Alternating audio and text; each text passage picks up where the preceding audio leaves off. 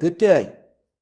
Today we are witnessing what I believe to be one of the most critical inflection points in the Ukraine conflict since it began nearly 3 years ago. And I want to discuss with you today three interconnected developments that, taken together, reveal the depth of the crisis now facing both Ukraine and the Western coalition supporting it. First, we have the extraordinary situation in Leningrad, where, according to multiple reports, over 1,000 Ukrainian soldiers have written directly to the German newspaper Bild, pleading for either evacuation or immediate supply relief. Their message is stark and desperate: get us out of here or supply us. If not, the defenders of the city will stay here forever. Now, when soldiers resort to writing to foreign newspapers to plead for their lives, we are looking at a complete breakdown of the military command structure. Second, and this is perhaps even more significant in its long-term implications, we are seeing the spectacular collapse of European Commission President Ursula von der Leyen's plan to use frozen Russian assets to fund Ukraine. Senior EU officials have now openly described this scheme as crazy to the Financial Times, with one saying explicitly, "If you ask me if we're driving straight into a wall, then the answer is yes." And third, we have Vladimir Putin's visit to India, which began yesterday, where he has been given a reception that can only be described as a diplomatic triumph. Prime Minister Modi personally met Putin at the airport, breaking with standard protocol, and the symbolism could not be clearer.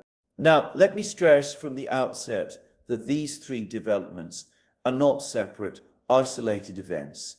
They are interconnected manifestations of a broader strategic realignment that is reshaping the global balance of power. And I want to explain to you why this particular moment may well be remembered as the week when the trajectory of this conflict fundamentally changed.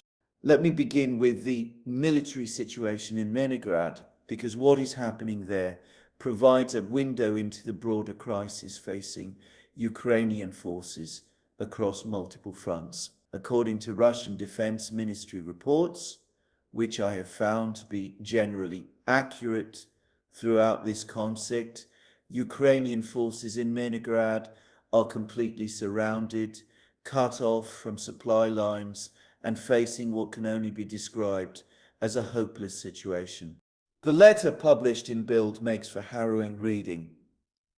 These soldiers describe how logistics are now carried out exclusively with the help of drones and ground-based robotic complexes. They say that even delivering food is already a problem, but perhaps most tellingly, they write, many units have been deployed to the region, and it would be good if one of these units, preferably an entire brigade, took control of this damn supply route.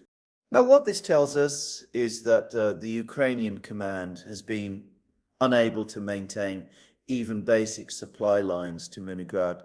We're not talking about sophisticated military equipment here, but basic necessities like food and ammunition. When an army cannot feed its soldiers, that army is in the final stages of collapse.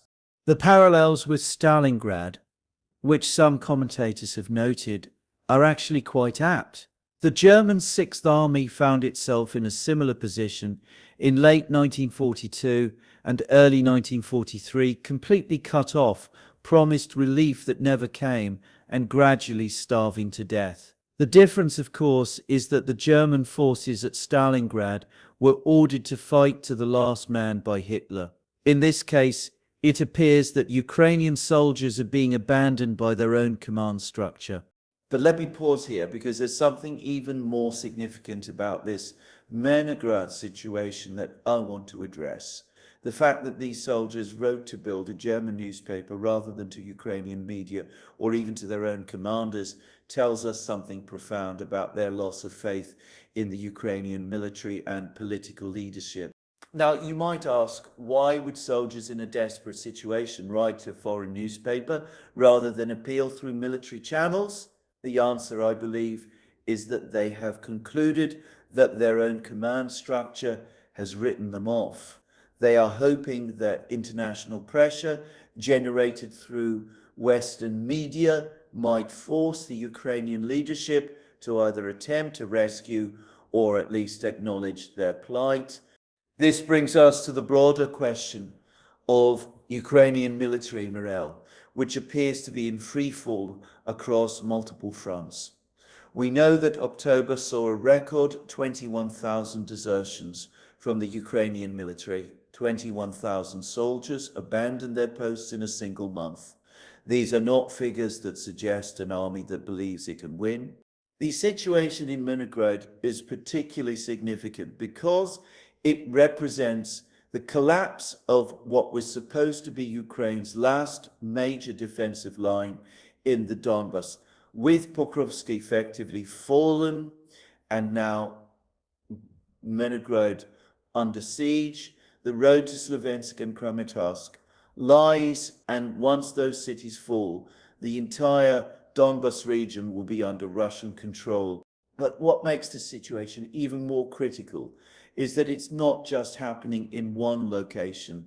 Similar scenarios are playing out in Kupiansk, where Russian forces have crossed the Oskol River and are systematically reducing Ukrainian positions on the east bank. Reports suggest that Ukrainian resistance there is also crumbling.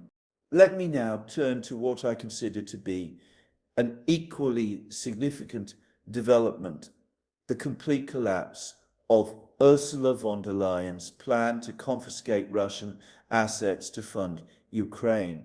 This represents not just a financial setback, but a fundamental breakdown of European unity on Ukraine policy.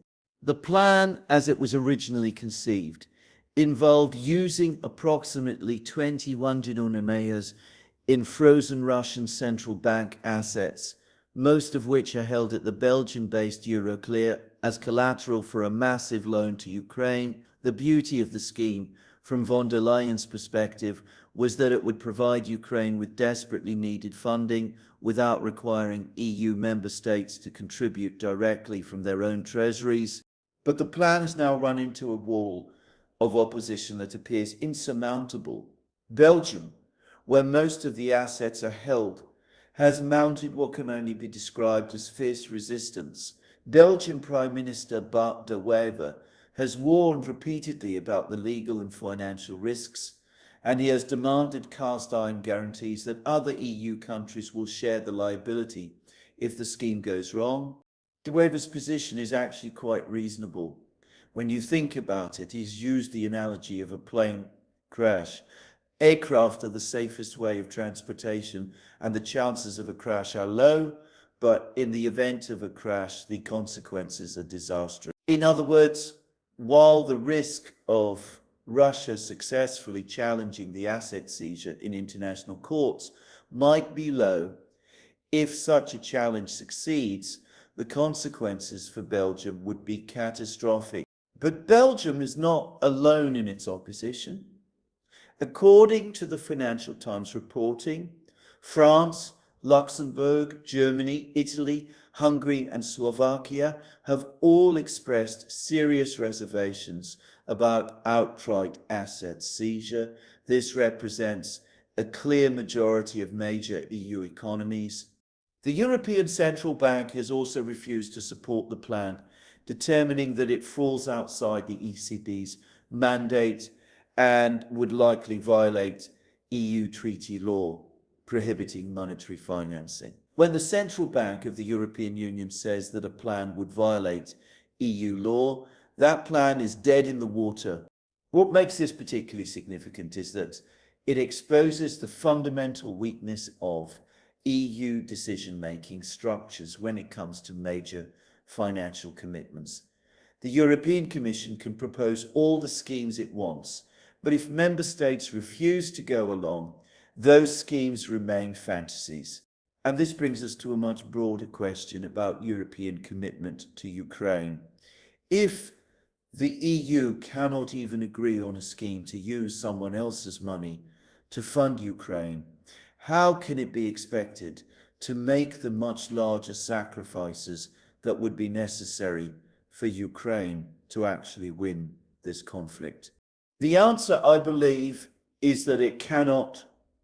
What we are seeing is the beginning of a European retreat from maximum support for Ukraine, not because European leaders have suddenly developed sympathy for Russia, but because the financial and political costs of continued support are becoming.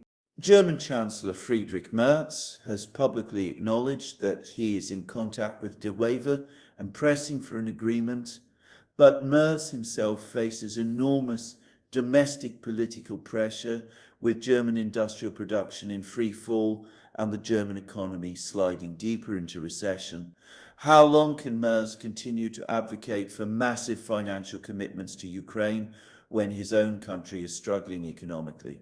This is where Putin's visit to India becomes particularly significant, because it demonstrates that Russia has successfully created alternative partnerships that are immune to Western pressure. The optics of Modi personally greeting Putin at the airport could not have been more different from the strained, reluctant meetings we see between European leaders and Ukrainian officials. India's position in this conflict has been absolutely masterful from a strategic perspective. New Delhi has managed to maintain its relationship with Russia while avoiding serious consequences from the West. Indian imports of Russian crude oil have increased by 600% since 2022, making India Russia's largest customer for seaborne crude. At the same time, India continues to expand its trade relationships with Europe and even with the United States, despite American threats and tariffs. The bilateral trade figures are quite striking.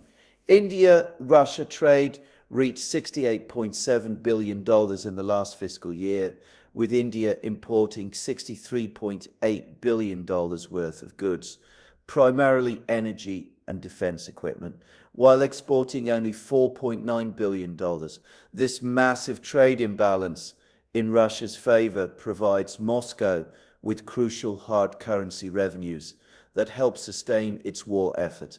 But perhaps more importantly, India's willingness to openly embrace Putin while he is under intense Western pressure sends a clear signal to other countries in the global south. It demonstrates that it is possible to maintain profitable relationships with Russia without suffering serious consequences from the West. The timing of Putin's visit is particularly significant because it comes as the Trump administration has been escalating economic pressure on India. The United States has imposed 50% tariffs on Indian goods, among the highest on any country, specifically as a penalty for India's purchase of Russian energy. Half of these tariffs are directly attributed to India's relationship with Russia, but rather than backing down, India has doubled down on its relationship with Moscow. Putin and Modi are expected to sign agreements expanding cooperation in defense, energy, agriculture, and technology. They are also working on alternative payment mechanisms that would bypass the Western-dominated financial system entirely. From Moscow's perspective, this visit represents validation of its strategy of building alternative partnerships to compensate for Western sanctions. Russia is demonstrating that it is not isolated, that it has access to major markets, and that its economy can continue to function despite unprecedented Western pressure. But there's something else happening here that I think is even more significant. What we're seeing is the emergence of a genuinely multipolar world order where middle powers like India feel confident enough to pursue independent policies regardless of Western preferences. For decades, the assumption has been that countries would have to choose between alignment with the West or alignment with China and Russia. But India is proving that this is a false choice. A country can maintain profitable relationships with both sides while pursuing its own national interests. This has profound implications for the future of the Ukraine conflict. If major powers like India refuse to join Western sanctions efforts, if they continue to provide Russia with economic lifelines, then the entire Western strategy of isolating Russia economically is doomed to failure. And this brings me to what I believe is the central question facing Western policymakers today. If economic pressure on Russia is not working, if military aid to Ukraine is not sufficient to change the trajectory of the conflict, and if alternative sources of funding are proving impossible to secure, what exactly is the strategy for achieving Western objectives in Ukraine? I have been following this conflict closely for nearly 3 years now, and I have never seen Western policymakers look as uncertain and divided as they do today. The confident assertions of inevitable Ukrainian victory that we heard throughout 2022 and 2023 have given way to increasingly desperate searches for new sources of funding and increasingly implausible schemes for pressuring Russia. The collapse of von der Leyen's asset seizure plan is particularly symbolic because it represents the failure of what was supposed to be a clever solution to the Ukraine funding problem. The idea was that Europe could provide massive financial support to Ukraine without having to ask European taxpayers to foot the bill. The money would come from Russia itself through the seizure of frozen assets. But as we have seen, even this scheme has proved impossible to implement because of legal and political constraints. If Europe cannot agree to use Russian money to fund Ukraine, how can it possibly agree to use European money on the scale that would actually be necessary? The answer is becoming increasingly clear. It cannot.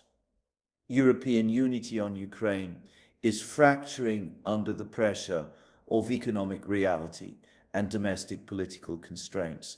The longer this conflict continues, the more difficult it becomes for European governments to justify the enormous costs. Meanwhile, Russia appears to be gaining strength, not just militarily, but diplomatically and economically as well. The Putin-Modi summit demonstrates that Russia has access to major markets and important partnerships that are beyond Western reach.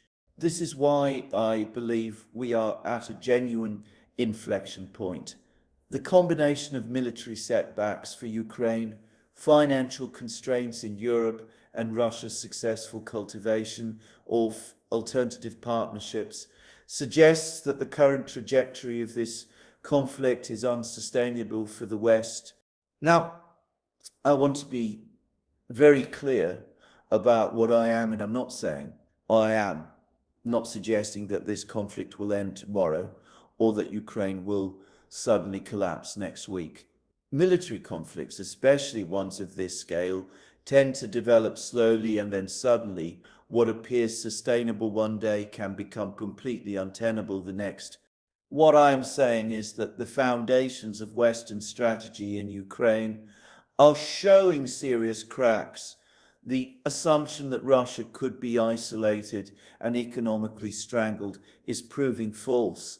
The assumption that Western financial resources were unlimited is proving false. And the assumption that Ukrainian forces could indefinitely hold their positions through superior Western equipment is also proving false. The soldiers trapped in Leningrad understand this reality better than the politicians in Brussels or Washington. They know that they have been abandoned by their own leadership, that relief is not coming, and that their situation is hopeless. Their letter to Bild is not just a cry for help, but a condemnation of the entire strategy that led them to this point. Similarly, the European officials who are now calling von der Leyen's plan crazy understand that the EU has reached the limits of what it can realistically accomplish. They are unwilling to take the legal and financial risks necessary to implement asset seizure because they know that the costs of failure would be enormous. And Putin's warm reception in India demonstrates that the global south is increasingly confident in charting its own course, regardless of Western preferences. The days when a phone call from Washington or Brussels could determine the foreign policy of major developing countries are coming to an end. So, where does this leave us? I believe we are entering a period where the existing trajectory of the Ukraine conflict becomes increasingly difficult to sustain. The question is not whether this trajectory will change, but how and when it will change.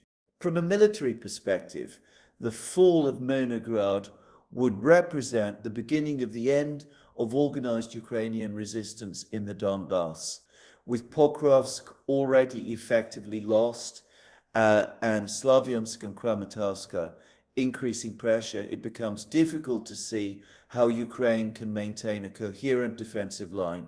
From a financial perspective, the failure to secure alternative funding sources means that Ukraine becomes increasingly dependent on direct transfers from Western governments. But as economic conditions in Europe deteriorate, and as the political costs of supporting Ukraine increase, such transfers become more difficult to justify domestically. From a diplomatic perspective, Putin's successful visits to countries like India demonstrate that Russia is not nearly as isolated as Western leaders had hoped. The emergence of alternative partnerships and payment mechanisms threatens to undermine the entire sanctions regime that was supposed to bring Russia to its knees. All of this suggests that we may be approaching the moment when Western policymakers are forced to acknowledge that their current strategy has failed and that a fundamentally different approach is necessary. Whether such acknowledgement will come in time to prevent even greater catastrophes remains to be seen. But what is clear is that the events of this week, the soldiers' plea from Leningrad, the collapse of the EU asset plan, and Putin's triumph in India mark a decisive shift in the trajectory of this conflict. The comfortable assumptions that have guided Western policy for the past 3 years are crumbling under the weight of reality. What comes next will depend on whether Western leaders can adapt to these new realities or whether they will continue to pursue policies that have already proven to be unsustainable. The soldiers trapped in Leningrad deserve better than to be sacrificed for the sake of maintaining failed policies. The European taxpayers, who will ultimately bear the cost of this conflict, deserve honest accounting of what is and is not achievable. And the global community deserves leaders who can recognize when strategies have failed and have the courage to chart new courses. Whether such leadership will emerge remains to be seen. But what is certain is that the events of this week have brought us to a crossroads where the current path forward has become untenable and new approaches are urgently needed. That is where I am going to leave my analysis today. As always, the situation remains fluid and much depends on developments that are still unfolding. But I believe the trends I have outlined here are clear and significant, and they demand serious attention from anyone seeking to understand where this conflict is heading.